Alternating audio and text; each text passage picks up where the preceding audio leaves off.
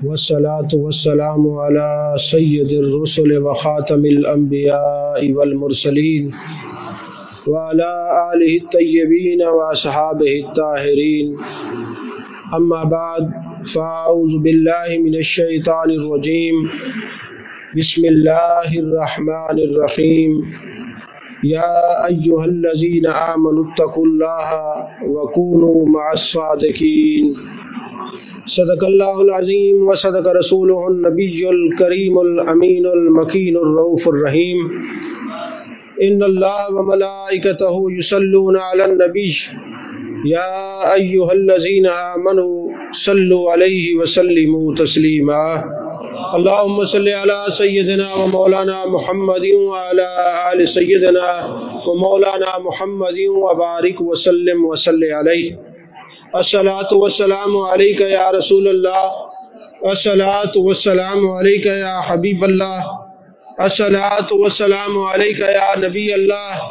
الصلاۃ والسلام علیک یا خیر خلق اللہ۔ تمام تعریفیں اللہ تبارک و تعالیٰ کے لیے ہیں جو خالق کائنات بھی ہے، مالک شش جہات بھی، جو آد بھی ہے، سمد بھی ہے، جس کی شان لم یلد بھی ہے ولم یولد بھی۔ لا تعداد ہدیہ درود و سلام بارگاہ سید الانام شفیع رحمت والی امت شاہ خوبہ جان جانا شہنشاہ حسینہ سید سروراں سیاہ لا مکان تتیمہ دورہ سرخیل زہرہ جمالہ رازدان ماؤہا شاہد ماتغا صاحب علم نشرہ معصوم آمنہ احمد مجتبہ حضرت محمد مصطفیٰ صلی اللہ علیہ وآلہ وصحبہ وبارک وسلم کی دربار ناز میں اپنی عقیدتوں، ارادتوں، محبتوں کا خراج پیش کرنے کے بعد سامعین حضرات، آپ حضرات جانتے ہیں کہ ہر جمعۃ المبارک کو کسی نہ کسی بزرگ کی زندگی پر مقالہ پیش کیا جاتا ہے، کسی نہ کسی صحابی کی زندگی پر بحث کی جاتی ہے۔ آج جس ہستی کو ہم نے سرنامہ سخن بنایا ہے، ان کو دنیا اعلیٰ حضرت عظیم البرکت عظیم المرتبت امام اہل سنت پروانہ شمع رسالت عالم شریعت واقف اسرار حقیقت مخزن علم و حکمت عارف شریعت و طریقت سراج الفقہاء والمحدثین تاج المحققین مجدد دین و ملت الشاہ احمد رضا فاضل بریلوی قدس سرہ العزیز کے نام سے دنیا جانتی ہے۔ چونکہ ہر سال کئی سالوں سے ان کا عرس سراپہ قدس اور ان کی حالات زندگی پر مقالہ پیش کیا جاتا ہے، تو آج کچھ آپ کی زندگی کے پہلو اور معاملات آپ کے گوش گزار کیے جائیں گے۔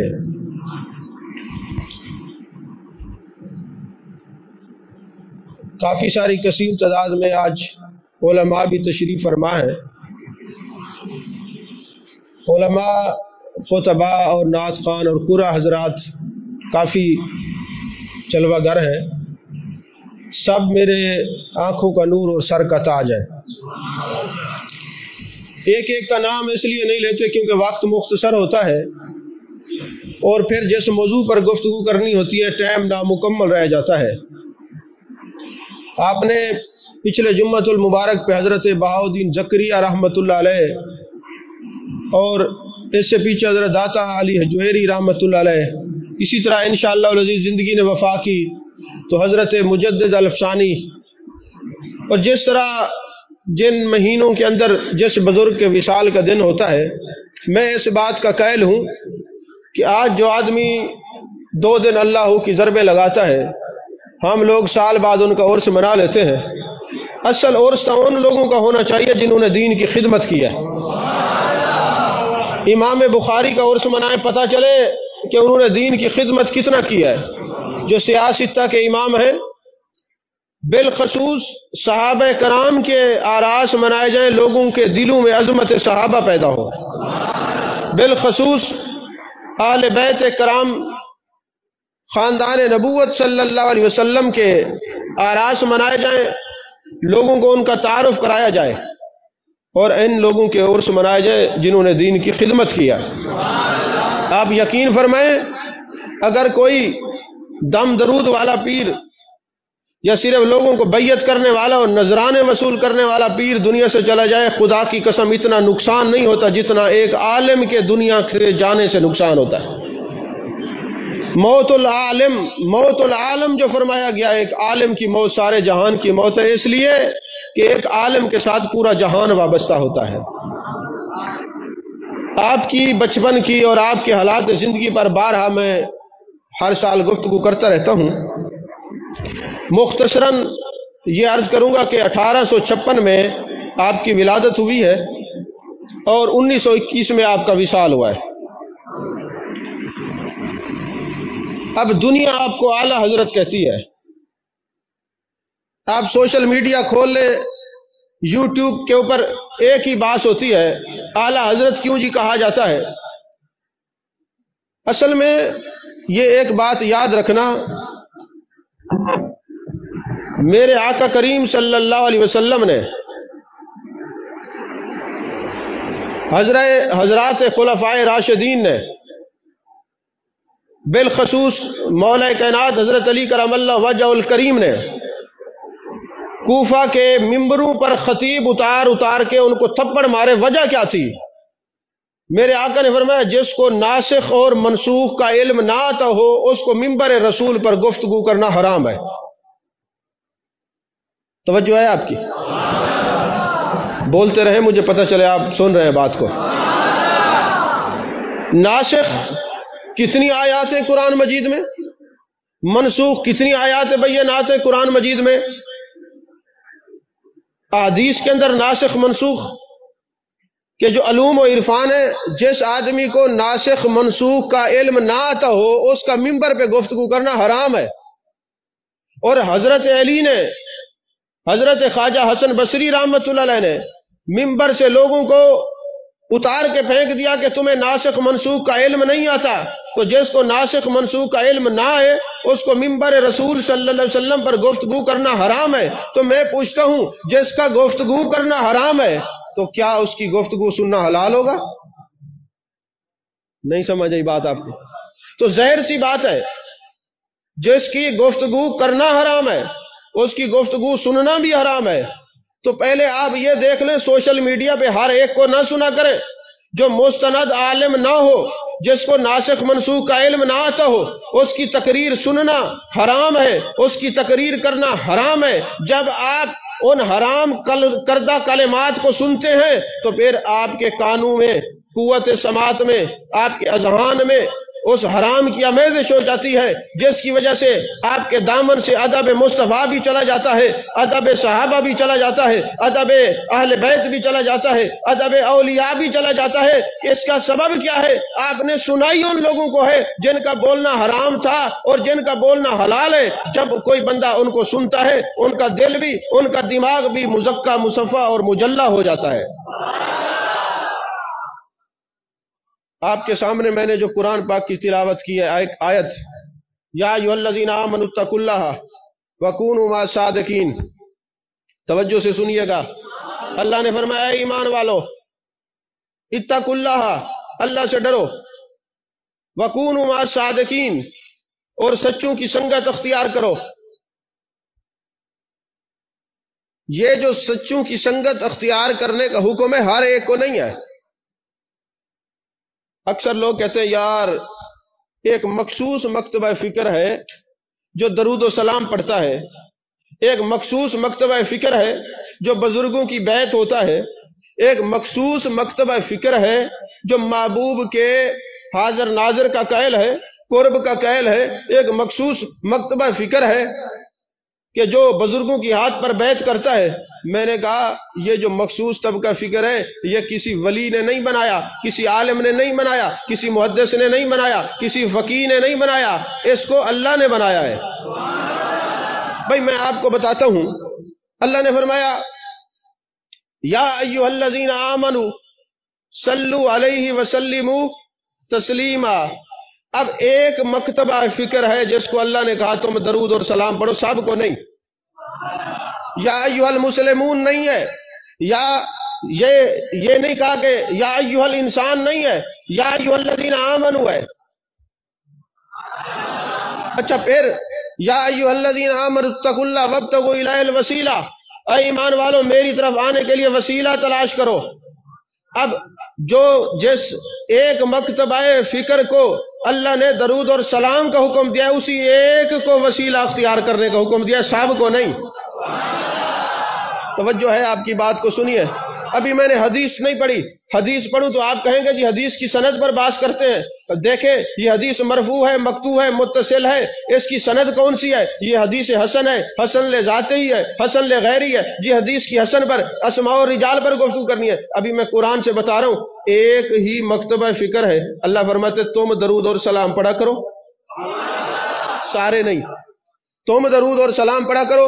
یا ایھا الذین آمنوا اتقوا اللہ وابتغوا الیہ الوسیلہ، اے ایمان والو تم وسیلہ اختیار کیا کرو۔ لقد رضی اللہ عن المؤمنین اذ یبایعونک، اللہ راضی ہوا ان مومنوں سے جو بیعت کرتے ہیں۔ النبی اولی بالمؤمنین من انفسہم، اے ایمان والو میرا نبی تمہاری جان سے بھی زیادہ قریب ہے۔ اب ایک ہی مکتبہ فکر ہے۔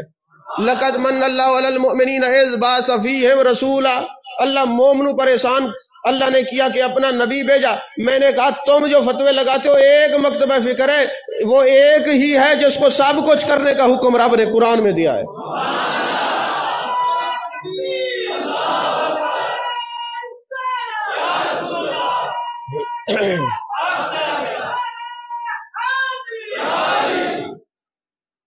سمجھ میں آ رہی ہے بات کہ نہیں آ رہی؟ تو یا ایھا الذین آمنوا اتقوا اللہ، اے ایمان والو اللہ سے ڈرو، اور ڈر کے کیا کرو؟ وَكُونُوا مَعَ الصَّادِقِينَ، اور سچوں کی سنگت اختیار کرو۔ علامہ سید محمود بغدادی علوسی رحمۃ اللہ علیہ فرماتے ہیں وہ سچے کون سے ہیں؟ فرمایا وہ سچے اولیاء ہیں۔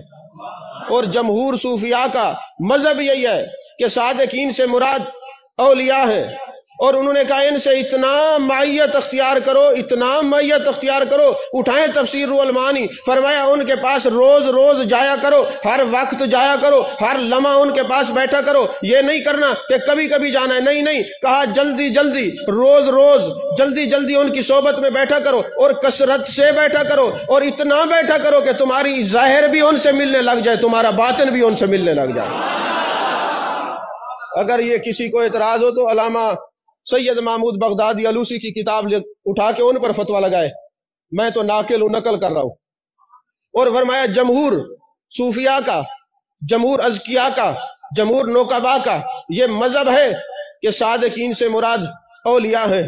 اگر آپ کو یہ بات سمجھ آ گئی تو اب آپ کو اگلی بات جلدی سمجھ آئے گی کہ اللہ نے فرمایا اے ایمان والو اللہ سے ڈرو اور سچوں کی سنگت اختیار کرو، یعنی اولیاء کے دامن سے وابستہ ہو جاؤ۔ اب اللہ نے یہ جو فرمایا کہ اولیاء کے دامن سے وابستہ ہو جاؤ، کس لیے فرمایا؟ یہ نہیں فرمایا اے ایمان والو علماء کی سنگت اختیار کرو،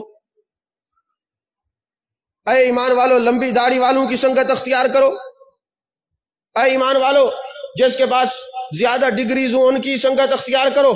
نہیں نہیں، فرمایا اولیاء کی سنگت اختیار کرو۔ یہ کیوں فرمایا؟ یہ کیوں نہیں فرمایا علماء کی سنگت اختیار کرو؟ انہوں نے کہا دراصل بات یہ ہے علماء حق بھی ہوتے ہیں، علماء سو بھی ہوتے ہیں۔ اگر لمبی داڑھی والوں کا حکم ہو تو مسلمان بھی داڑیاں رکھتے ہیں، غیر مسلم بھی رکھتے ہیں۔ اگر عالم کی صرف علماء کی سنگت کا حکم ہو تو پھر عالموں میں اپنے بھی ہوتے ہیں، غیر بھی ہوتے ہیں۔ کیا مرزا قادیانی عالم تھا کہ نہیں تھا؟ بولیے تو صحیح، تھا نا؟ بھٹک گیا، کہا علم کے پردے میں کوئی بھٹک سکتا ہے، اپنے آپ کو سچا ثابت کرنے کے لیے عالم ہونا یہ سچائی نہیں ہے۔ علماء کے اندر بھی جھوٹے ہو سکتے ہیں، کاذب ہو سکتے ہیں، فاسق فاجر ہو سکتے ہیں۔ لمبی داڑھی دیکھنا یہ سچائی کی علامت نہیں ہے۔ سکھوں کی بھی داڑھی ہو سکتی ہے۔ کسی کی بڑی لائبریری دیکھ کے متاثر ہونا یہ سچائی کی علامت نہیں ہے۔ کسی کے جناب والا جبہ کبہ دستاریں دیکھ کے سچائی کی علامت نہیں ہے۔ قرآن کیا کہتا ہے؟ اپنے آپ کو سچا ثابت کرنے کے لیے تمہیں اپنی صفوں میں اولیاء دکھانے پڑیں گے۔ جن کی صفوں میں اولیاء ہوں گے وہ لوگ سچے ہوں گے۔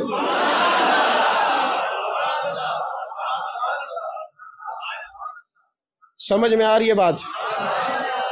اپنے آپ کو سچا ثابت کرنے کے لیے اپنی صفوں میں اولیاء دکھانے ہوں گے، اور جن کی صفوں میں اولیاء ہوں گے، جن کی صفوں میں اذکیاء ہوں گے، جن کی صفوں میں نوکبا ہوں گے، جن کی صفوں میں نوجبا ہوں گے، جن کی صفوں میں اوتاد ہوں گے، جس کی صفوں میں ابدال ہوں گے، جن کی صفوں میں اغواس ہوں گے، وہ فرمایا سچے ہیں، ان کے ساتھ جڑ جاؤ، ان کے ساتھ جڑ جاؤ۔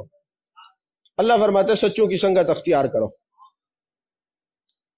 تو عزیزان محترم، ان سچوں میں سے ایک سچا جن کا نام سنتے ہی عاشقوں کے چہرے مچل جاتے ہیں اور منافقوں کی طبیعت بگڑ جاتی ہے، ان کو اعلیٰ حضرت کہتے ہیں۔ ایک بندہ کہنے لگا جی سمجھ میں نہیں آتی بات، اعلیٰ حضرت حضرت سیدنا صدیق اکبر، حضرت سیدنا فاروق اعظم، اور یہ اعلیٰ حضرت وہ صرف حضرت۔ میں نے کہا تم بات کو سمجھے نہیں۔ حضرت ابراہیم علیہ السلام کے بارے میں اور حضرت داؤد علیہ السلام کے بارے میں اللہ نے فرمایا انہو کان صدیقا نبیہ۔ بولو تو صحیح، انہو کان صدیقا نبیہ، وہ تھے نبی اور تھے صدیق۔ اب اللہ فرمائے ان کو صدیق، اور آپ کہیں حضرت صدیق اکبر، یہ تو بڑا کام خراب ہو گیا۔ معاذ اللہ آپ نے تو رتبہ بڑھا دیا۔ ہم نے کہا نہیں، عقل تمہاری نہیں ہے، ہم نے رتبہ نہیں بڑھایا، تم تو ایسے لوگوں کی مانے دو۔ کوئی کہے جی یہ بچہ ایف اے میں فرسٹ آیا، یہ بی اے میں فرسٹ آیا، یہ ایم اے میں فرسٹ آیا، یہ ایم فل میں فرسٹ آیا، یہ پی ایچ ڈی میں فرسٹ آیا، اور کوئی کھڑا ہو جائے کہ یار میں نہیں مندہ اس گل نو، ہر گل چ فرسٹ ہے۔ اس کو بتانا پڑے گا عقل کے اندے وہ کلاسیں مختلف ہیں، وہ ایف اے میں فرسٹ ہے، وہ بی اے میں فرسٹ ہے، وہ ایم اے میں فرسٹ ہے، وہ ایم فل میں فرسٹ ہے، وہ پی ایچ ڈی میں فرسٹ ہے۔ تو بتانا پڑے گا یہ جو صدیق اکبر کی بات ہو رہی ہے یہ تو درجہ صحابیت کی بات ہو رہی ہے، صحابی نبی کے برابر نہیں ہو سکتا۔ تو ہم جو صدیق اکبر کہہ رہے ہیں وہ بتا رہے ہیں صحابہ میں یہ صدیق اکبر ہے۔ نہیں سمجھ آئی بات؟ یہ صحابہ میں صدیق اکبر ہے۔ اور یہ جو اعلیٰ حضرت کہا جاتا ہے یہ اپنے زمانے میں جتنے علماء تھے سب سے بڑے عالم تھے، اس لیے ان کی اماں ان کو اعلیٰ حضرت کہتی تھی۔ سمجھ میں آ رہی ہے بات؟ عزیزان محترم، آپ کے دامن میں جو بیٹھا نا، کوئی صدر الفاضل بنا، کوئی محدث اعظم پاکستان بنا، کسی کو کیا درجہ ملا، کسی کو کیا درجہ ملا، ہمیں بھی فیض ملا ہے، اور ہمیں یہ فیض ملا ہے، وہ یہ فیض ملا ہے کہ اگر یہ نہ ہوتے اور ان کی اتنا شدت نہ ہوتی تو آج سب کے عقائد ملے جلے ہوتے، اگر یہ نہ ہوتے تو آج کسی کے ایمان کی پرکھ نہ ہوتی۔ اعلیٰ حضرت تیری قبر پہ کروڑوں رحمتے کہ تو اگر نہ ہوتا تو آج ہم ملے جلے ہوتے، منافق ہوتے۔ تو نے بتا دیا جینا ہے تو عاشقوں کے ساتھ جینا ہے، مرنا ہے تو عاشقوں کے ساتھ مرنا ہے۔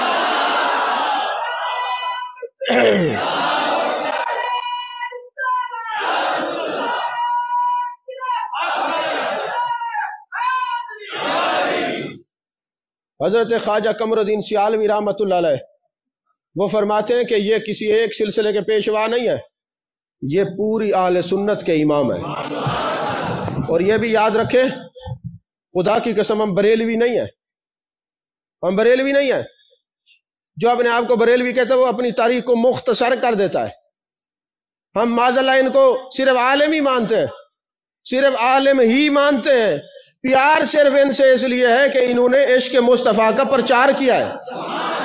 اور میں آپ کو دکھا سکتا ہوں کہ جس وقت اعلیٰ حضرت کا وصال ہوا ہے تو مولانا اشرف علی تھانوی صاحب کو پتہ چلا تو وہ رونے لگ گئے۔ کتاب میرے پاس ہے، حوالہ موجود ہے، لائبریری آپ نے دیکھی ہے۔ میں بغیر پڑھی بات نہیں کرتا۔ جب ان کو کسی شاگرد نے آ کے تنزیہ طور پہ کہا کہ احمد رضا فوت ہو گیا، وہ ناراض ہوئے اور کہا نہیں، ان کو علامہ امام احمد رضا خان رحمت اللہ علیہ کہو، تو شاگرد نے کہا حضرت وہ تو آپ پہ فتوے دیتے تھے اور آپ رحمت اللہ علیہ کہہ رہے ہیں۔ فرمایا وہ عشق کے ایسے درجے پر فیض تھے، اگر وہ ہمیں جو کچھ ہم نے لکھا کفر کا فتویٰ نہ دیتے تو خود کافر ہو جاتے۔ آپ شہاب ثاقب اٹھائیں، حسین احمد مدنی صاحب کی کتاب ہے، اس کے اندر لکھی ہوئی ہے۔ ہم کسی کی تذلیل نہیں کرتے، ہم امت کو ملانے والے ہیں، لیکن جو بات جہاں ہوگی بیان تو کریں گے نا۔ اتنا تو حق ہمیں دے دو کہ ہم جو بات حقیقت ہو وہ بیان تو کر لیں۔ عزیزان محترم، آپ کو 55 علوم پر دسترس حاصل تھی، اس میں سے 16 علوم آپ نے پڑھے تھے، باقی اللہ کی طرف سے وابی تھے۔ 1000 کتب کے آپ مصنف تھے، اور سب سے بڑی بات یہ ہے کہ دل میں یہ خیال پیدا ہوتا ہے، میں بھی اکثر سوچتا ہوں کہ آپ نے 16 فنون پڑھے تھے اور 55، 56 اور 60 تک مختلف روایات ہیں، آپ کو علوم پر دسترس حاصل تھی، تو سوال یہ پیدا ہوتا ہے کہ باقی علوم کو آپ کو علوم کیسے نصیب ہوئے؟ علامہ انور شاہ کشمیری کہتے ہیں کہ جب میں کسی کو دورہ حدیث کے بعد سر پہ دستار بندھواتا ہوں نا، تو اس کو ایک بات ضرور کہتا ہوں کہ بیٹے ہمارا کام تھا، ہم نے تمہیں الفاظ دے دیے ہیں، لیکن اب تمہیں برکات نصیب ہوں گی کسی اللہ والے کی جوتیاں اٹھانے سے۔ برکات کب نصیب ہوں گی؟ جب اللہ والے کی جوتیاں اٹھائیں گے۔ اور وہ یہ بات کیوں کرتے ہیں؟ بات دراصل یہ ہے کہ تمام صحابہ کے اندر ایک بزرگ ہیں جن کو حضرت عبداللہ بن مسعود رضی اللہ تعالیٰ عنہ کہتے ہیں، ان کو میرے آقا نے فرمایا یہ میری امت کے استاد ہیں۔ جب حضرت صدیق اکبر رضی اللہ تعالیٰ عنہ خطاب کرتے ہیں، حضرت عبداللہ بن مسعود رضی اللہ تعالیٰ عنہ تشریف لاتے ہیں، تو آپ چپ کر جاتے ہیں، فرماتے ہیں ہماری محبوب نے فرمایا تھا کہ میری امت کے استاد ہیں، اب استاد آ گیا ہے، استادوں کے سامنے شاگرد کلام نہیں کیا کرتے۔ حضرت فاروق اعظم رضی اللہ تعالیٰ عنہ ان کے سامنے کلام نہیں کرتے، اور کوئی کلام نہیں کرتا کہ امت کے استاد ہیں۔ اور کسی نے پوچھا عبداللہ بن مسعود رضی اللہ تعالیٰ عنہ آپ امت کے استاد کیسے بن گئے؟ فرمایا مجھے اور پتہ نہیں، ایک بات جانتا ہوں، جہاں میرے آقا کریم صلی اللہ علیہ وآلہ وسلم اپنی نالین مبارک اتار کے رکھتے تھے، میں وہ نالین اٹھا کے اپنے سینے سے لگا لیتا تھا، اور اللہ تبارک و تعالی محبوب کی نالین کی برکت سے میرے دل کو مالا مال علم سے بھرپور فرما دیتا تھا۔ اور جہاں محبوب تکیہ اتارتے تھے، رکھتے تھے، تکیہ میں اٹھا کے سینے سے لگاتا تھا، اور آپ کی نالین کو ایسے بغل میں دے کے ایسے چھپا کے رکھتا تھا، میرے محبوب کے نالین ہے، میں نے اپنے یار کے نالین کو سینے سے لگائے، اللہ نے میرا سینہ علم سے مالا مال فرما دیا۔ سمجھ میں آ رہی ہے بات کہ نہیں آ رہی؟ عزیزان محترم، اعلیٰ حضرت کوئی غریب نہیں تھے، 12 گاؤں آپ کے نام تھے، اور جب 12 گاؤں کا گندم اور چاول آپ کے سامنے ہوتا تو آپ گھر والوں کو کہتے اپنے گھر کا خرچہ رکھ لو، باقی سارا بیچنا نہیں ہے، ہم کتابیں چھپوائیں گے۔ جب دنیا کے پاس پریس نہیں تھی، کتاب چھاپنے کی کوئی مشین نہیں تھی، اس وقت رضویہ پریس کے نام سے اعلیٰ حضرت نے پریس لگائی ہوئی تھی، اور یہ جو کتابیں آج ان کی اتنی کتابیں جو 1000 سے زیادہ کتابیں ہماری لائبریریوں میں موجود ہیں نا، یہ ایک ایک مرتبہ حضرت نے خود چھپوائی تھی، یہ آپ نے چھپوائی ہیں تو بعد میں آج ہمارے پاس ہے۔ اور یہ بھی یاد رکھیں کہ آپ جب دنیا سے جانے لگے نا تو آپ نے اپنے بھتیجے حسنین رضا خان صاحب، جو آپ کے بھتیجے بھی تھے، داماد بھی تھے، اور آپ کے بیٹوں میں عمر میں بڑے تھے، جب کوئی بات ہوتی، وصیت نصیحت کرنی ہوتی تو آپ کو بلاتے۔ غریبوں اور مساکین کے ساتھ تعلق کی بات دیکھیں، آپ نے فرمایا 22 چیزوں کے نام لیے کہ جب میرا فاتحہ پڑھا جائے نا، میرے بعد اِصال ثواب کیا جائے تو یہ 22 کھانے پکانے ہیں، اور غریبوں کو کھلانے ہیں، امیروں کو نہیں کھلانا۔ تو ایک بندے نے سوشل میڈیا پر یہ بھی اعتراض کر دیا، دیکھو وہ جب دنیا سے جا رہے تھے ان کو تو کھانے کی فکر تھی۔ میں نے کہا اللہ کے بندے، جو بندہ دنیا سے جا رہا ہے اس کو کھانے کی فکر نہیں تھی، اس کو کھانے کی نہیں تھی، اس کو غریبوں کو کھلانے کی فکر تھی۔ تم بات کو سمجھے ہی نہیں۔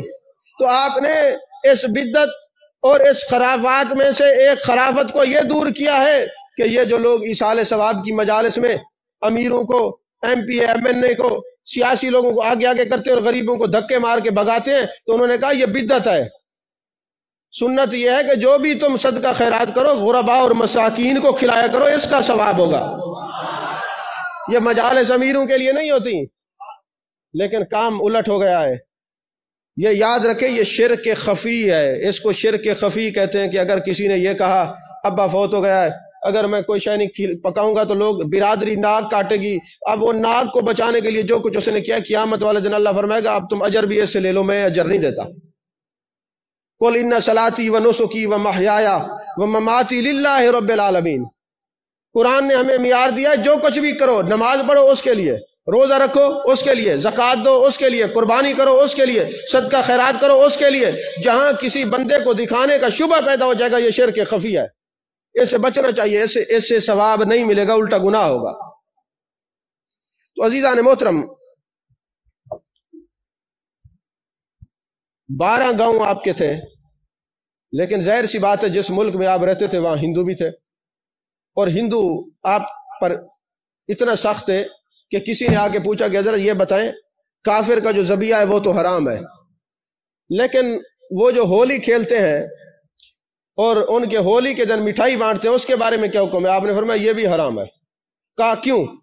فرمانے لگے اس لیے کہ جب تم جاؤ گے مٹھائی کو لینے کے لیے ان کے ساتھ کھڑے ہو گے، یہ بھی مشابہت ہے، اور میرے آقا نے فرمایا جو جس قوم سے مشابہت رکھے گا قیامت والے دن اسی کے ساتھ اٹھایا جائے گا، اسی کے ساتھ اٹھایا جائے گا۔ اور ایک مرتبہ ہندو نے ہڑتال کی کہ ہم گائے کو ذبح نہیں کرنے دیں گے، تو آپ نے فرمایا اس سال امت پر فرض ہے کہ گائے ذبح کرے، اور آپ نے گائے ذبح کرائی کہ جو محبوب علیہ السلام کو جو جانور پسند ہو، کون ہے جو اس کو ذبح نہیں کرنے دیتا؟ تو آپ نے گائے ذبح کرائی، اور وہ جو ہندو تھا نا وہ رات کو آپ کے گھر کی دیوار پھلانگ کے اور ہاتھ میں خنجر تھا، جب آپ کے قریب آیا نا چیختا ہوا بھاگ گیا۔ صبح نماز پڑھنے کے لیے جب آپ تشریف لے گئے تو وہ ہندو آ کے آپ کے قدموں میں گر جاتے اور کہتے حضور مجھ سے خطا ہو گئی۔ آپ نے فرمایا چلو دوڑ جاؤ اپنے گھر جاؤ۔ اس نے کہا حضور میری بات تو سن لے، میں یہ بتانا چاہتا ہوں کہ رات جب میں خنجر لے کے آپ کو شہید کرنے کے لیے آیا تو آپ کی چارپائی کے پاس ایک شیر کھڑا تھا، اس نے مجھے بھگا دیا۔ آپ نے فرمایا جس نے عزت مصطفیٰ پر چوکی دارہ کیا وہ اللہ اس کی حفاظت ضرور کرتا ہے۔ جس نے عظمت مصطفیٰ صلی اللہ علیہ وسلم پر چوکی دارہ کیا ہو، عظمت صحابہ اور آل بیت پر چوکی دارہ کیا ہو، آپ نے یہ وصیت فرمائی کہ لوگوں تمہارا کس درجے کا بھی بزرگ کیوں نہ ہو، تمہارا باپ بیٹا پیر و مرشد ہی کیوں نہ ہو، اگر تم دیکھ لو کہ وہ بد مذہب ہے یا گستاخ ہے کسی کا تو فوراً اس کو ایسے نکال کے پھینک دو جیسے دودھ سے مکھی نکال کے پھینکتے ہیں، اس سے کوئی تعلق نہ رکھنا، انہیں جانا انہیں مانا نہ رکھا غیر سے کام، للہ الحمد میں دنیا سے مسلمان گیا۔ فرمایا سارے رشتے بعد میں ہیں، لیکن یاد رکھنا لا یؤمن احدکم حتی اکون احب الیہ من والدہ و ولدہ والناس اجمعین۔ میرے آقا نے فرمایا لوگوں تم مومن نہیں ہو سکتے جب تک اپنے والدین، اپنے اولاد، کائنات کے ہر رشتے سے بڑھ کر محمد عربی صلی اللہ علیہ وسلم سے پیار نہیں کرو گے۔ آپ متجسم متشکل تصویر تھے۔ آپ کے علاقے میں نا، آپ کے زمانے میں ایک مولوی صاحب نے کتاب لکھی اور اس میں انہوں نے کہا کہ نبی پاک صلی اللہ علیہ وسلم کو خاتم النبیین سمجھنا عوام کا خیال ہے، اللہ چاہے تو معاذ اللہ کروڑوں محمد پیدا کر سکتا ہے۔ اعلیٰ حضرت کو جب پتہ چلا آپ بے چین ہو گئے، آپ اس کے پاس گئے اور فرمایا تم نے یہ کفر لکھا ہے، توبہ کرو، رجوع کرو۔ اس نے جب تعویلیں پیش کی آپ نے فرمایا جو رسول اللہ صلی اللہ علیہ وسلم کی عزت کے بارے میں تعویلیں پیش کرتے وہ دائرہ اسلام میں رہتا ہی نہیں۔ ایک اور اٹھا، اس نے کتاب لکھ ڈالی کہ جو تم نبی کے لیے علم غیب کہتے ہو یہ تو پاگلوں اور جانوروں کو بھی حاصل ہے معاذ اللہ۔ آپ کو پتہ چلا، آپ اس کے پاس گئے، فرمانے لگے نبی کے علم کو پاگلوں اور جانوروں سے تشبیہ دینا یہ کفر ہے، توبہ کرو۔ اس نے تعویل پیش کی۔ یقین فرمائیں اعلیٰ حضرت نے کسی کو کافر بنایا نہیں ہے، آپ نے کافر بتایا ہے، یہ یاد رکھیں، آپ نے کافر بتایا ہے۔ اچھا مجھے یہ بتائیں، آج جو عالم بتاتا ہے بھئی گستاخوں کے پاس نہ بیٹھو، عشق والوں سے بیٹھو، محبت والوں سے بیٹھو، وہ آپ کے ساتھ ظلم کرتا ہے؟ اچھا آپ کے علاقے میں کوئی ڈاکو آ جائے اور آپ کو کوئی کہے کہ فلانا بندہ جو ہے ڈاکو سے بچنا، فلانا جیب کترا سے بچنا، وہ آپ کا دشمن ہے؟ تو یارو جب آپ کا سامان بچانے والا خیر خواہ ہو سکتا ہے تو آپ کا ایمان بچانے والا خیر خواہ کیوں نہیں ہو سکتا؟ آپ دیکھو تو صحیح نا، ایمان بچانے والے سب سے زیادہ آپ کے خیر خواہ ہیں۔ اور آپ نے کہا لوگوں بد مذہبوں کی صحبت سے بچنا، جو صحابہ اور اہل بیت سے رافضی اور خارجی بغض رکھتے ہیں ان سے بچنا۔ اور امام جلال الدین سیوطی نے شرح الصدور کے اندر یہ بات لکھی ہے، اور فتاوی رضویہ شریف کے اندر بھی یہ بات ہے۔ اعلی حضرت اور رد بدعات کے اندر مصباحی صاحب نے بھی یہ واقعہ لکھا ہے، 3 کتابوں کا میں حوالہ دے رہا ہوں۔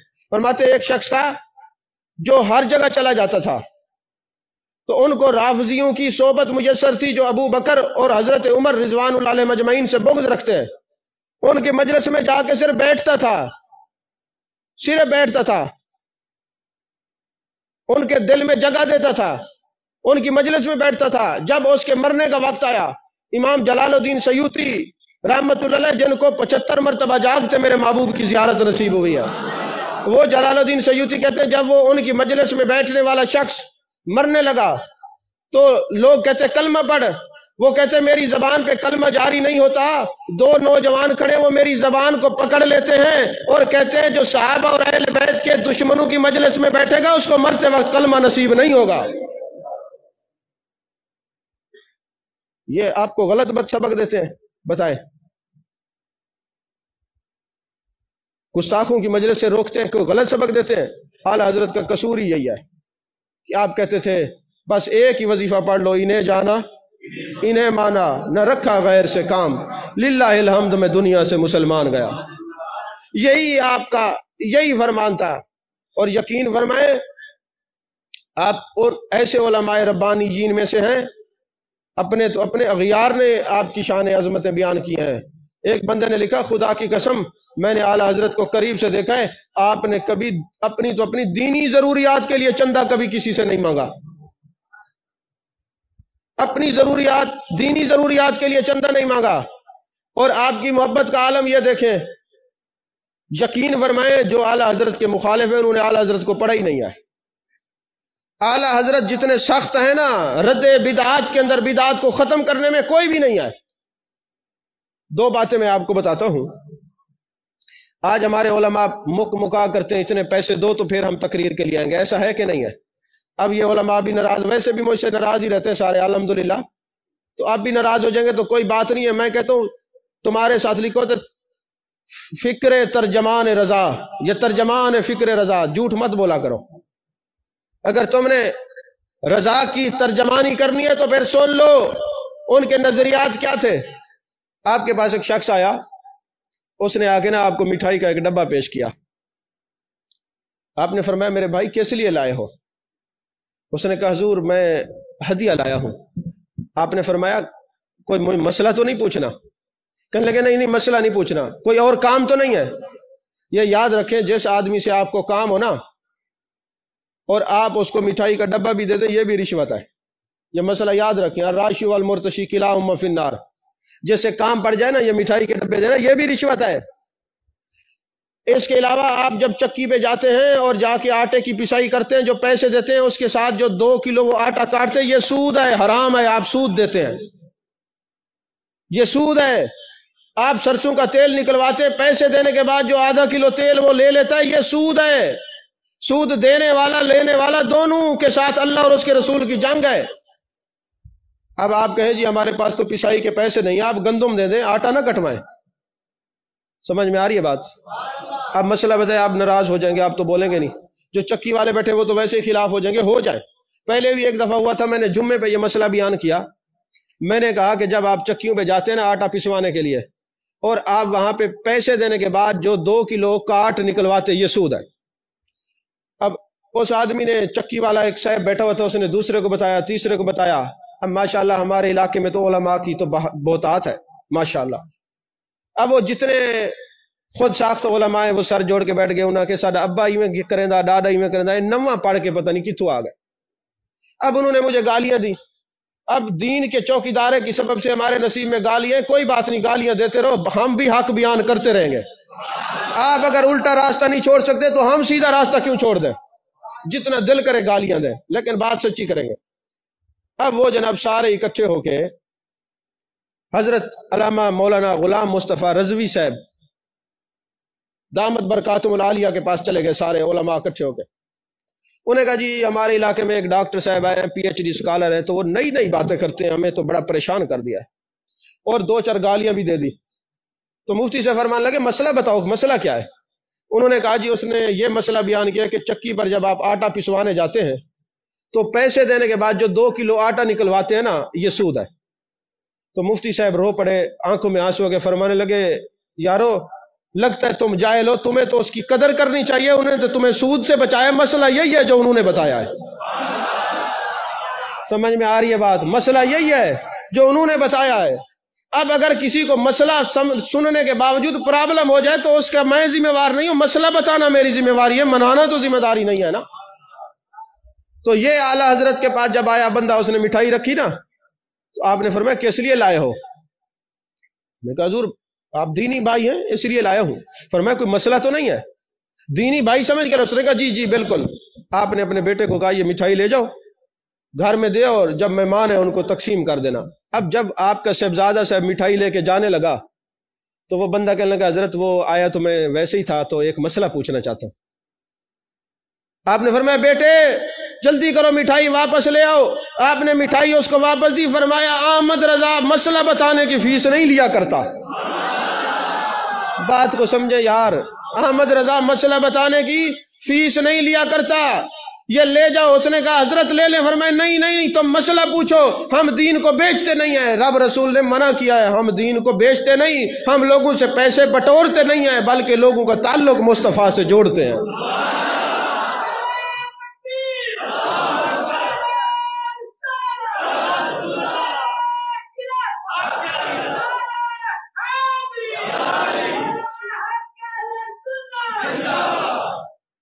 ایک دن نا آپ نے لالٹین کے لیے دیے کے لیے نا مٹی کا تیل منگوایا۔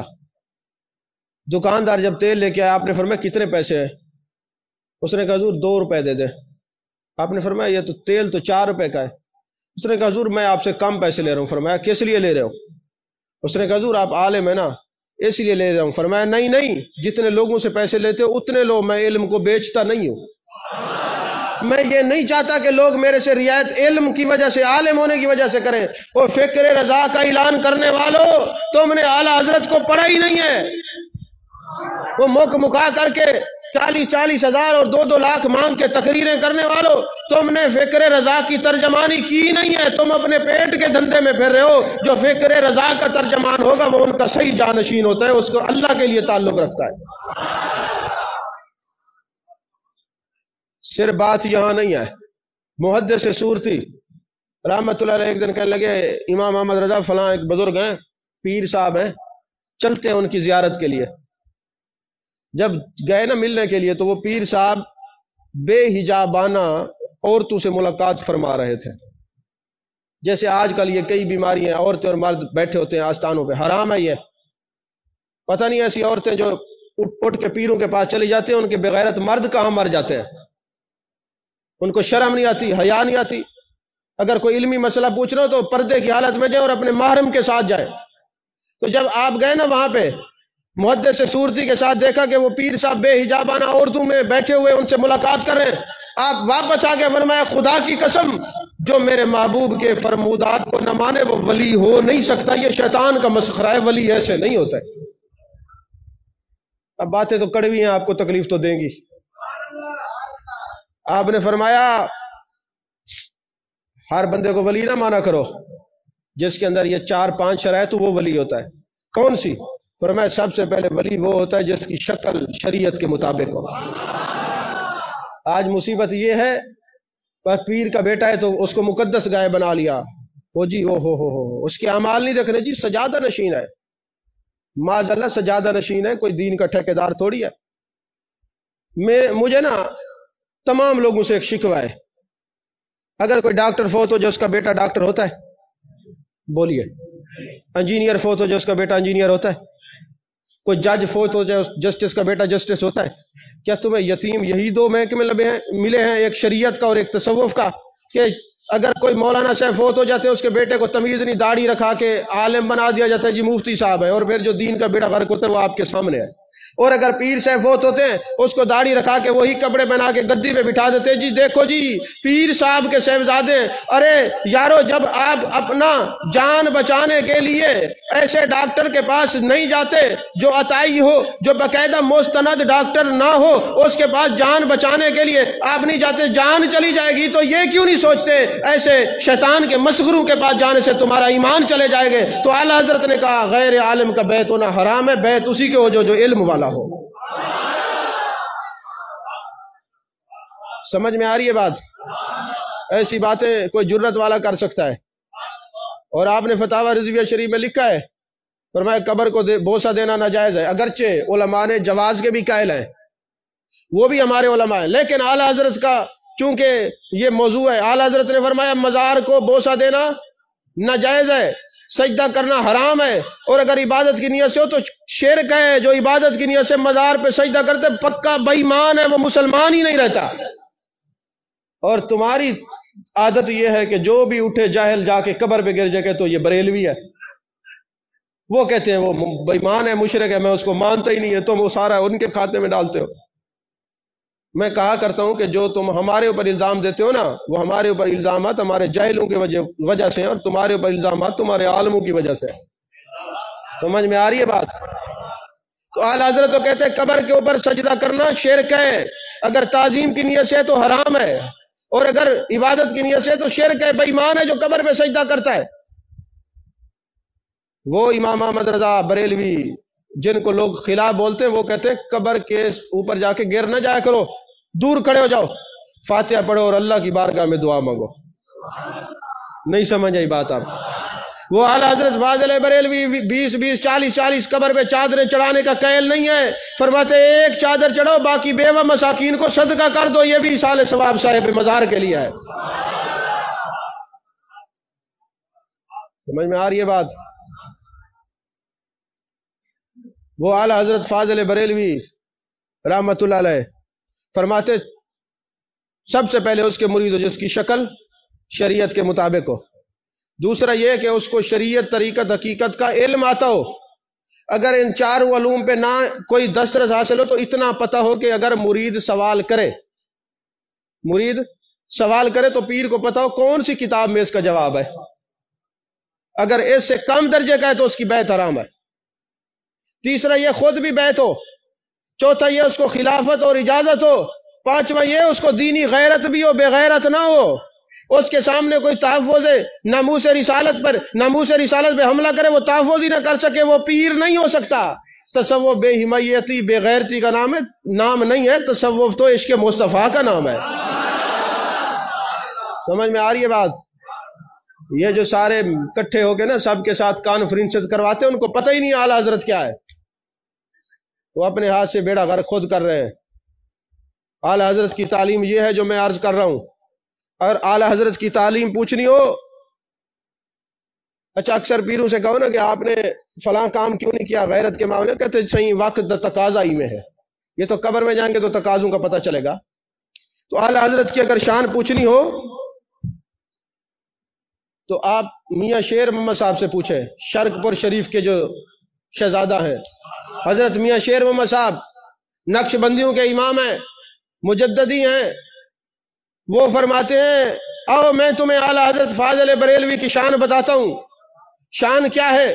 فرماتے میں مدینے گیا، مدینے سے محبوب علیہ السلام کے روضہ منورہ مقدسہ کی زیارت کر کے پھر بغداد گیا، غوث الثقلین، غوث سمدانی، قطب ربانی، قندیل نورانی، شیخ عبد القادر جیلانی قدس سر العزیز کی بارگاہ میں گیا، قدم بوسی کر کے آنکھیں بند کر کے بیٹھ گیا، آنکھیں بند ہو گئیں، دل کی آنکھیں کھل گئی۔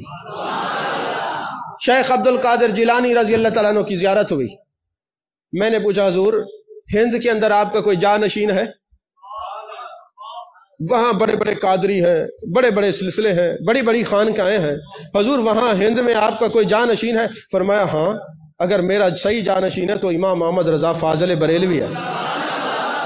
حضرت میاں شیر محمد صاحب وہاں سے چلتے ہیں اور سیدھے بریلی شریف جاتے ہیں۔ 15 دن آپ کی خدمت میں رہتے ہیں۔ 15 دن کے بعد جب آتے ہیں، لوگوں نے پوچھا حضور والا آپ بتائیں، آپ نقشبندی ہیں، آپ مجددی ہیں، حضرت مجدد الفسانی کے ماننے والے ہیں، آپ نے ایک قادری شہزادے کو دیکھا ہے، آپ نے نائب غوث اعظم کو دیکھا ہے، تو کیسے پایا؟ آپ نے جو جملہ کہا دل پہ لکھنے کے قابل ہے۔ میاں شیر محمد صاحب نے کہا خدا کی قسم جب میں بریلی شریف گیا اور اعلیٰ حضرت کو دیکھا تو مجھے کیا منظر نظر آیا؟ ایک پردہ ہے، پردے کے پیچھے محمد مصطفیٰ بولتے ہیں، پردے کے آگے احمد رضا بولتے ہیں۔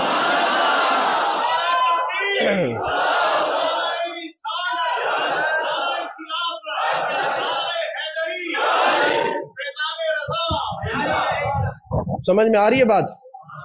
فرمایا پردہ ہے، پردے کے پیچھے محمد مصطفیٰ بولتے ہیں، پردے کے آگے احمد رضا بولتے ہیں۔ کہا میں نے بڑے بڑے پیروں کو دیکھا ہے، صبح ان کا کچھ ایمان ہوتا ہے، دوپہر کو کچھ ہوتا ہے، شام کو کچھ ہوتا ہے، وہ مذبذب رہتے ہیں، وہ متزلزل رہتے ہیں۔ اگر عشق مصطفیٰ کی وادی میں کسی جوان کو دیکھا ہے تو امام احمد رضا ہے۔ سمجھ میں آ رہی ہے بات؟ ہم بریلوی اپنے آپ کو نہیں کہتے لیکن ان کو اپنا امام ضرور مانتے ہیں۔ ہم اہل سنت و جماعت ہیں، کیونکہ میرے آقا نے فرمایا ہم اہل سنت و جماعت ہیں۔ اچھا کچھ لوگ ان کے نام سے چڑھتے ہیں، لیکن جب مدرسے رجسٹریشن کرانے کی باری آتی ہے نا تو اس میں خان ہی دو ہیں۔ اب یا ان کو لکھنا پڑے گا بریلوی یا لکھنا پڑے گا کچھ اور پھر بادل نخواستہ لکھنا پڑتا ہے بریکٹ میں۔ میں نے کہا یہ آپ کی کرامت ہے، تغلب ہے آپ کا، آپ جتنا بھی ان سے بھاگیں پھر بھی نسبت لکھنی پڑتی ہے تمہیں، ورنہ کیا کرو گے پھر دوسروں کی جھولی میں جا کے بیٹھ جاؤ گے۔ سمجھ میں آ رہی ہے بات؟ تو حضور والا ایک مرتبہ 11ویں شریف کا ختم ہوا، آپ کی بارگاہ میں خدمت میں ختم پڑا گیا 11ویں شریف کا، تو کوئی لنگر کھا رہا تھا، جیسے لوگوں کی عادت ہوتی ہے نا، کھاتے کم ہیں اور گراتے زیادہ ہیں، تو تھوڑا سا وہ تبرک زمین پہ گر گیا۔ اعلیٰ حضرت کی جب نظر پڑی آپ کھڑے ہو گئے، اللہ اکبر اللہ اکبر کہتے ہوئے زمین پہ بیٹھے، اور زبان کی چونچ سے، زبان سے کنارے سے آپ نے وہ تبرک اٹھایا۔ آپ نے فرمایا اس کا اتنا مقام ہے، اس کو اس طرح کھایا جائے، جیسے حضرت حذیفہ بن الیمان کے بارے میں کہ آپ گئے نا کیسر و کسرا کی بارگاہ خدمت میں، تو وہاں کیا دیکھتے ہیں کہ بڑے بڑے امراء اور بڑے بڑے لوگ بیٹھے ہوئے، تو لقمہ زمین پہ گرا تو حضرت حذیفہ بن الیمان جو سر رسول صلی اللہ علیہ وسلم ہے، جو حضور کے رازدان ہے، آپ نے وہ لقمہ اٹھا کے کھا لیا نا، تو کسی نے کہا یہ بادشاہوں اور دنیا داروں کی مجلس ہے۔ آپ نے فرمایا پرے ہو، ہم ان دنیا داروں کے لیے اپنے نبی کی سنت کو چھوڑ دیں؟ ہم نے تو ہر حال میں اپنے نبی کو راضی کرنا ہے، دنیا داروں کو راضی نہیں کرنا، ہم نے اپنے نبی کو راضی کرنا ہے۔ اچھا ایک مرتبہ نا آپ حج پہ تشریف لے گئے، تو راستے میں آپ کی جو بحری جہاز تھا نا وہ ایک گھمن گھیری میں پھنس گیا، طوفان آ گیا، اب لوگ چیخ و پکار کر رہے ہیں، تو آپ نے فرمایا کچھ نہیں ہوتا ہے، انشاءاللہ اللہ کرم کرے گا، باخیر و عافیت کنارے پر پہنچیں گے۔ لوگوں نے کہا حضرت عجیب بات ہے، ہم تو چیخ و پکار میں مبتلا تھے۔ آپ نے فرمایا میرے آقا علیہ الصلوۃ والسلام نے جہاز پر اور کشتی پہ سوار ہونے کی جو دعائیں بتائی تھی وہ میں نے پڑھ لی تھی، اور محبوب نے فرمایا جو پڑھ لے نقصان نہیں ہوتا۔ یقین کامل دیکھیں، یقین کامل دیکھیں۔ اچھا پھر کچھ عرصہ گزرا، دوسرا حج جو تھا آپ کا نفلی تھی، اس حج پہ نا جس پہ آپ آ رہے تھے اور طوفان آیا تھا، اس میں آپ کی اماں جی بھی ساتھ تھی، اور آپ اپنی اماں کے لاڈلے تھے اور علم کی وجہ سے بڑی محبت تھی، تو اماں جی نے کہا احمد رضا حج جو فرض تھا وہ تو ادا کر دیا ہے، اب اتنا سفر ہوتا ہے، طوفان بھی آتے ہیں، اب دوبارہ نفلی حج نہیں کرنا۔ ماں کا حکم تھا، لیکن ایک دن یاد مدینہ آئی تو مچل گئے، تڑپ گئے، اور ماں کی اجازت بھی ضروری، کوئی عام پیر تھوڑی تھا بھائی ماں باپ کو چھوڑ کے چلے جاتے ہیں جناب پیروں کے پاس، اور ماں باپ کو چھوڑ کے کئی عرصہ بیر جاتے ہیں، بیر رہتے ہیں، جی وہ جی دین کا کام کر رہے ہیں، جی اللہ کا کام کر رہے ہیں۔ میرے آقا نے فرمایا جہاد پہ منع کیا، اگر تمہارے ماں باپ بوڑھے ہیں تو ان کی خدمت کرو۔ یہاں تو ایک عجیب وتیرہ رواج ہے، بس جی جا رہے ہیں پیروں کے ساتھ، جی جا رہے ہیں، یا کہیں تبلیغ پہ جا رہے ہیں، کہیں جا رہے کس لیے؟ پیچھے ماں بڑھیا ہے، اس کو کوئی پوچھنے والا نہیں، وہ مر رہی ہے، کوئی دوائی دینے والا نہیں، حضرت صاحب اللہ کا کام کرنے جا رہے ہیں۔ ارے میرے نبی نے تو فرمایا، ایک صحابی سے پوچھا تمہارے ماں باپ ہیں حضور بوڑھے ہیں، فرمایا جہاد سے افضل ہے تم ان کی خدمت کرو۔ بات ذرا کڑوی ہے، برداشت کر لیں، کوئی بات نہیں، سچی بات ہے، بات کڑوی ہے، برداشت کر لیں۔ ہاں جی آپ کو تو نعت خانوں نے اور قوالوں نے نا جنت کی ٹکٹ دے دے کے نا آپ کو تو آپ کا حشر ہی خراب کر رکھا ہے، آپ کا تو مزاج ہی عجیب ہو گیا۔ بس آپ کہتے ہیں میں پروگرام کرا لیا، ایک میلاد النبی کی مجلس کرا لی، جنت ہی ہو گیا۔ نہیں نہیں، میلاد مستحب ہے، کراؤ تو ثواب ہے، نہ کراؤ تو گناہ نہیں۔ نماز فرض ہے، روزہ فرض ہے، زکوٰۃ فرض ہے، صاحب استطاعت ہو تو حج فرض ہے، ماں باپ کی خدمت فرض ہے، چھوٹے پہ رحم کرنا فرض ہے، بڑے کا احترام کرنا فرض ہے۔ جو فرائض ہیں ان پر بھی توجہ دو، میلاد بھی مناؤ۔ نہیں سمجھ آئی؟ تو یہ میلاد منانا جشن ہے، اور میلاد والے کے راستے پہ چلنا مشن ہے۔ ہم نبی کے جشن کے بھی قائل ہیں، نبی کے مشن کے بھی قائل ہیں۔ سمجھ میں آ رہی ہے بات کہ نہیں آ رہی؟ ہاں جی عزیزان محترم، تو اب دوسری اجازت لینی تھی نا، آپ کوئی ان پڑھ پیر تو تھے نہیں کہ فوراً بھاگ جاتے، اچھا چلو کوئی بات نہیں، اماں نے منع کیا تو چلتے ہیں، خیر ہے۔ نہیں نہیں، اماں جی آرام کر رہی تھی، آ کے قدموں پہ سر رکھ دیا۔ اماں جی مدینے کی تڑپ آ رہی ہے، مدینے کی یاد آ رہی ہے، دل پریشان ہے۔ اماں جی حج پہ جانا اجازت دے، فرمایا خدا حافظ۔ وہ نیند کی حالت میں تھی، جب اٹھی نا تو پوچھا احمد رضا کہاں ہے؟ انہوں نے کہا جی حج پہ چلے گئے۔ اور میں اچھا، انہوں نے جو جس برتن میں وضو کیا نا وہ پانی رکھا رہے۔ محبت کی بات ہے، ماں کی بات ہے، اس میں شریعت کا کوئی فتویٰ نہیں لگتا۔ تو ماں سے پیار تھا، بتایا یہ جا رہا ہے کہ جب تک والدین اجازت نہ دیں حج پہ نہیں جا سکتے، والدین کی اجازت کے بغیر آپ جہاد پہ نہیں جا سکتے۔ تو والدین کی اجازت کے بغیر پیروں کے ساتھ ٹائم کیسے ضائع کرتے ہیں؟ مجھے بتائیں تو صحیح۔ باتیں ذرا سخت ہیں، کوئی بات نہیں۔ اگر آپ کے والدین آپ سے راضی نہ ہوں نا، آپ کی تبلیغیں آپ کے منہ پہ ماری جائیں گی۔ آپ کے والدین آپ سے راضی نہ ہوں تو آپ کے یہ عبادتیں یہ سب ختم ہو جائیں گی۔ والدین کو راضی کر کے پھر عبادت کرو، پھر اس کی لذت ہی عجیب ہے، پھر اللہ کا قرب ملتا ہے۔ تو عزیزان محترم، میرے آقا علیہ السلام نے فرمایا نا کہ کوئی بندہ 5 وقت آ کے طواف کرے، پھر مقام ابراہیم کے پاس نماز پڑھے، اگر کسی میری اولاد میں سے کسی کے ساتھ بغض رکھا تو جہنم کا ایندھن، اس کی نماز اس کے منہ پہ ماری جائے گی۔ یہی وجہ ہے کہ ہمارے بزرگ سادات کا احترام کرتے ہیں۔ تو اعلیٰ حضرت فاضل بریلوی رحمۃ اللہ علیہ، آپ بڑے کرو فر سے جاتے تھے لوگوں کے پاس، اللہ واسطے جو جاتے تھے، نذرانے تو لیتے نہیں تھے، آپ ویلو کے پیسے بھی نہیں لیتے تھے۔ آج ویسے کوئی کہیں پروگرام ہو جائے تو کہتے ہیں فلاں کام حرام ہے، فلاں کام حرام ہے۔ وہ جو ایک لئے پیسوں کی چل رہی ہے، وہ اس کے بارے میں کوئی فتویٰ نہیں دیتا۔ وہ مسجد کے اندر جو تصویر والے نوٹ پھینکے جا رہے ہیں اس پر کوئی نہیں بولتا۔ اس وقت ساری چیزیں جواز نظر آ جاتی ہے، ویسے فتوے دیتے رہتے ہیں۔ عجیب ہے، مطلب ہے میٹھا میٹھا ہپ ہپ، کڑوا کڑوا تھو تھو۔ پھر فتویٰ دینا تو پوری بات کرو نا، پھر جو چیز حرام ہے اس کو حرام ہی کرنے دو، اس کو حرام ہی رہنے دو اور بتاؤ یہ حرام ہے۔ اعلیٰ حضرت فاضل بریلوی جہاں بھی جاتے ہیں بڑے کرو فر سے جاتے ہیں، پالکی میں بیٹھ کے جاتے ہیں۔ ایک دن نا آپ پالکی میں بیٹھ کے جا رہے تھے تو فرمایا جلدی کرو پالکی روکو۔ پالکی روک دی گئی، جب پالکی روکی فرمایا تم میں سے سید کون ہے؟ تم میں سے سید کون ہے؟ میں جب یہ واقعہ پڑھتا ہوں تو سوچتا رہتا ہوں، اعلیٰ حضرت تجھے پتہ کیسے چلا کہ کندھا دینے والا سید ہے؟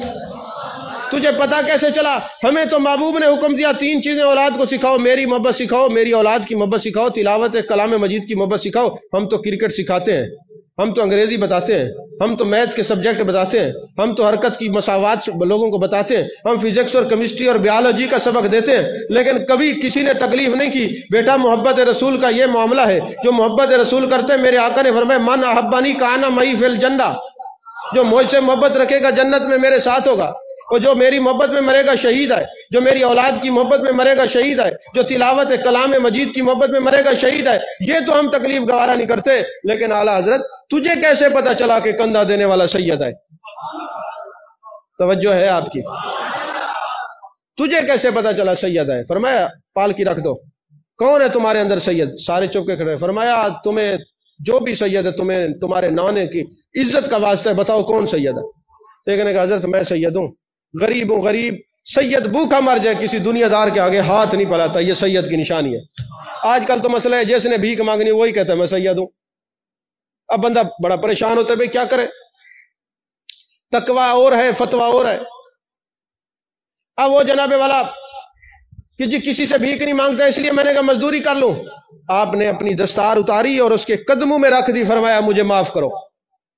اس نے کہا حضور میں نے معاف کیا۔ فرمایا نہیں، مجھے لکھ کے دو تم نے معاف کیا ہے۔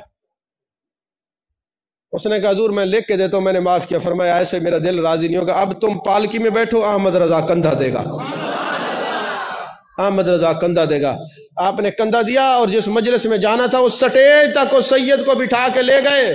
تو جب میں یہ واقعہ پڑھتا ہوں کتب کے اندر تو میرے دل میں سوال پیدا ہوتا ہے کہ اے احمد رضا فاضل بریلوی رحمت اللہ، آپ کو پتہ کیسے چلا یہ سید ہے؟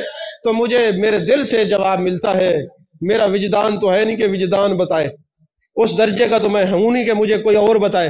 میرے دل سے آواز آتی ہے کہ جب کبھی کوئی گلاب کا عطر لگا لے تو کوئی پوچھتا نہیں کہ تم نے گلاب کا عطر لگایا، کیونکہ گلاب کے عطر کو سارے جانتے ہیں۔ چمیلی کی خوشبو لگا لے تو پوچھا نہیں جاتا کہ آپ نے چمیلی کی خوشبو کیوں، کہ چمیلی سے واقف ہیں تو اعلیٰ حضرت اس لیے پہچان گئے آپ جیتے ہی عشق مصطفیٰ کی خوشبو میں تھے، آپ کا وصال بھی عشق مصطفیٰ کی خوشبو میں ہوا ہے۔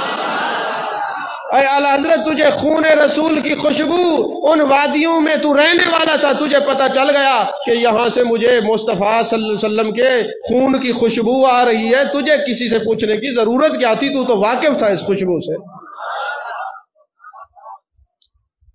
ایک اور علمی بات بھی کر دوں، ذرا مشکل ہے آسان کر کے سمجھا رہا ہوں۔ کتابوں کے اندر ایک باب ہے کہ جب ہم قرآن پاک کی تلاوت کرتے ہیں نا تو دو قسم کی تلاوت ہے، ایک ہوتی ہے اونچی آواز میں اور ایک ہوتی ہے دل میں، سری اور جاری تلاوت ہوتی ہے۔ یعنی صبح اور مغرب اور عشاء کے اندر امام تلاوت اونچی آواز میں کرتا ہے، ظہر اور عصر میں خاموشی سے تلاوت ہوتی ہے، اونچی آواز میں نہیں ہوتی۔ اب یہ محدثین نے سوالات قائم کیے کہ صبح کی نماز میں اور مغرب اور عشاء میں اونچی آواز میں تلاوت کیوں ہے اور ظہر اور عصر میں خفی تلاوت کیوں ہے؟ اب کسی نے اس کا وہ جواب نہیں دیا جو اعلیٰ حضرت نے فتاوی رضویہ کی 7ویں جلد میں جواب دیا ہے۔ توجہ ہے، اگر آپ تھک گئے تو گفتگو ختم کر دیتے ہیں، اگر آپ تھکے نہیں تو پھر بات سن لیں۔ انہوں نے فرمایا، سوال ہوا کہ حضور والا یہ کیا ہے؟ فرمایا جو علماء جواب دیتے ہیں سبحان اللہ وہ بھی جواب ہے، لیکن بات کچھ اور ہے۔ بات کیا ہے؟ توجہ سے سنیے گا، بات کیا ہے؟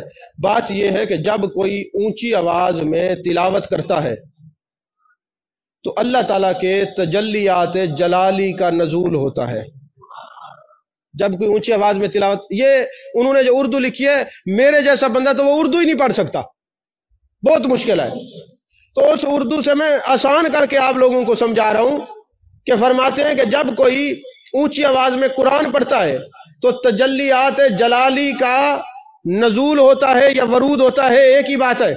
اور جب کوئی دھیمی آواز سے قرآن پڑھتا ہے تو تجلیات جمالی کا نزول ہوتا ہے۔ اچھا، جب رات ہو جاتی ہے تو تجلیات جمالی کا ورود ہوتا ہے۔ آپ نے دیکھا، آپ نے حدیث پاک میں سنا، آپ نے حدیث میں پڑھا کہ پچھلی رات اللہ فرماتا ہے کوئی مانگنے والا، ہے کوئی رضا کا طلبگار، ہے کوئی بخشش کا طلبگار، ہے کوئی میرے قرب کا منگتا۔ یہ آوازیں رات کو آتی ہے، دن کو نہیں آتی۔ کیوں؟ کہ رات کو تجلیات جمالی کا ورود ہوتا ہے، اور جب دن نکلتا ہے تو تجلیات جلالی کا نزول ہوتا ہے۔ تو فرمایا سالکین، عاشقین، رادین اور مردین کے لیے اللہ اور اس کے رسول صلی اللہ علیہ وسلم نے یہ قانون بنایا ہے، اگر دن ہو اور آواز اونچی میں قرآن مجید کی تلاوت کی جائے تو ادھر دن سے تجلیات جلالی کا نزول ہو رہا ہے، ادھر سے قرآن کی اونچی آواز میں تجلیات کے جلالی کا نزول ہو رہا ہے۔ جب دونوں تجلیات جلالی اکٹھی ہوں گی تو دل انسان کا متحمل نہیں ان کو برداشت کر سکے۔ نہیں سمجھ آئی بات؟ بھائی 220 کے وولٹ میں اگر 440 آ جائے کیا ہوگا؟ تو فرمایا ادھر دن ہے، ادھر قرآن اونچی آواز میں پڑھا جا رہا ہے، تو دونوں جب اونچی، ایک قرآن اونچی آواز میں ہوگا، ادھر سے دن ہوگا، تو دونوں تجلیات جلالی ہوں گی نا۔ تو اللہ کے حبیب نے بیلنس فرمایا ہے، دونوں کی حد مقرر کیا ہے کہ جب رات ہو اور تجلیات جمالی کا ورود ہو تم اونچی آواز میں قرآن پڑھو تاکہ ادھر سے تجلیات جمالی ہوں، ادھر سے تجلیات جلالی ہوں، حساب برابر ہو جائے۔ اور جب دن ہو تو پھر دل میں آواز یہ خفی تلاوت کرو تاکہ زبان سے خود سن سکو، اتنی خفی تلاوت کرو، ادھر سے تجلیات جلالی ہو، ادھر سے آہستہ قرآن پڑھو تجلیات جمالی ہو، تاکہ بیلنس برابر رہے. پھر ساتھ ہی ایک سوال قائم کرتے، پھر آپ کہیں گے کہ عید والے دن اور جمعے والے دن تو تلاوت کی جاتی ہے اور ہوتا بھی دن ہے. فرماتے ہاں بات دراصل یہ ہے، عید والے دن بخشش ہی بخشش، جمعے والے دن بخشش ہی بخشش. جمعے والے دن قانون بدلتا ہے اور ساتھ جمعے کی ساتھ میں تجلیات جمالی کا ورود ہوتا ہے. جب تجلیات جمالی کا ورود ہو پھر اونچی آواز میں قرآن پڑھو تاکہ بیلنس برابر رہ جائے. اور عیدین کے موقع پہ بخشش ہی بخشش، بخشش کا پروانہ ہوتا ہے تو اس وقت پھر تجلیات جمالی کا ورود ہوتا ہے. عید نماز کے وقت پھر اونچی آواز میں قرآن پڑھو تاکہ بیلنس برابر رہ جائے. تو پھر دوستو اگر آپ کو یہ بات سمجھ آ گئی ہے، اہل علم کافی لوگ بیٹھے ہیں، اگلی بات بھی سمجھ جاؤ. پھر ہمارے احناف کے نزدیک جو جنازہ اونچی آواز میں نہیں پڑھا جاتا، بات دراصل یہی ہے کہ اس کے اوپر آپ خفی طور پہ دعائیں پڑھیں تاکہ تجلیات جمالی کا ورود ہو. دنیا سے جا رہے رب کے تجلیات جلالی کا ورود نہ ہو. آپ کو بات نہیں سمجھ آئی، بات نہیں سمجھ آئی. آپ یہ بات بڑی علمی ہے، میں نے آسان کر کے سمجھائی، اللہ کرے آپ کو یہ بات سمجھ آ جائے. عزیزان محترم، یہی ہوتا ہے. ابھی تمہید باندھتے ہیں، وقت ختم ہو جاتا ہے. جو میں نے موضوع تیار کیا تھا اس پر آپ یقین فرمائیں میں کلام نہیں کر سکا. زندگی نے وفا کی تو پھر انشاءاللہ اس پر بات کریں گے. آخری بات یہ ہے کہ جب امام احمد رضا فاضل بریلوی علیہ رحمہ کا وصال ہوا ہے انڈیا میں، بر صغیر میں، اور شام کے اندر ایک شامی عالم خواب دیکھ رہا ہے. میرے آقا علیہ السلام ایسے چل پھر رہے ہیں تو زیارت ہوتی ہے. تو میرے آقا علیہ السلام سے شامی عالم نے پوچھا، حضور خیر ہے، آپ ایسے اس طرف بھی جا رہے ہیں، بے چینی کا عالم ہے. فرمایا مجھے امام احمد رضا خان کا انتظار ہے. پوچھا حضور کون ہے؟ فرمایا بریلی میں رہتے، میرا صحیح جانشین ہے، میرا نائب ہے، اب ہمارے پاس آنے والا ہے. انہوں نے تاریخ لکھ لی اور وہاں سے رخت سفر باندھا. جو تاریخ لکھی تھی اسی دن آپ کا وصال تھا. آپ کو بات سمجھ میں آئی ہے؟ آج میں نے کوشش کیا کہ آپ کی کرامتیں بیان نہ کروں، آپ کی استقامت بیان کروں. آپ دین کا چوکیدارہ کیسے کہ آپ کی کرامات کافی ساری ہیں لیکن کرامات بتانے کا وقت نہیں ہے. الکرامہ فوق الاستقامہ. یہ جو کرامت ہوتی ہے نا، یہ جو استقامت ہوتی ہے، یہ کرامت سے افضل ہوتی ہے. الاستقامہ فوق الکرامہ، استقامت کرامت سے افضل ہے. کرامت تو استدراج بھی کوئی بھی دکھا سکتا ہے. اصل کرامت یہ ہے کہ دین مصطفیٰ صلی اللہ علیہ وسلم کا چوکیدار ہونا. اصل یہ ہے کہ اتباع مصطفیٰ صلی اللہ علیہ وسلم میں زندگی گزارنا. اطیع اللہ و اطیع الرسول کی صحیح سمجھ جس کو نصیب ہو جائے، اس سے شریعت کی پاسداری اور شریعت کی پابندی سے بڑھ کر کوئی اور کرامت ہو نہیں سکتی. اللہ تبارک و تعالی میری معروضات کو قبول فرمائے اور ہمیں عاشقان مصطفیٰ صلی اللہ علیہ وسلم کے دامن میں جینے اور مرنے کی توفیق عطا فرمائے. کیونکہ اللہ نے فرمایا سچوں کی سنگت اختیار کرو. اللہ ان کی سنگت اختیار کرے، دنیا میں بھی حشر میں بھی. روز محشر بھی اللہ فرماتا ہے یوم ندعو کل اناس بامامہم، قیامت والے دن ہر شخص کا پیشوا اماموں کے ساتھ ہوگا. ہمارے امام تو یہ ہے. تو جیسے دنیا میں ان کے ذکر سے گزر رہی ہے، اللہ کرے قیامت والے دن بھی ان کی مائیت نصیب ہو. وآخر دعوانا الحمدللہ.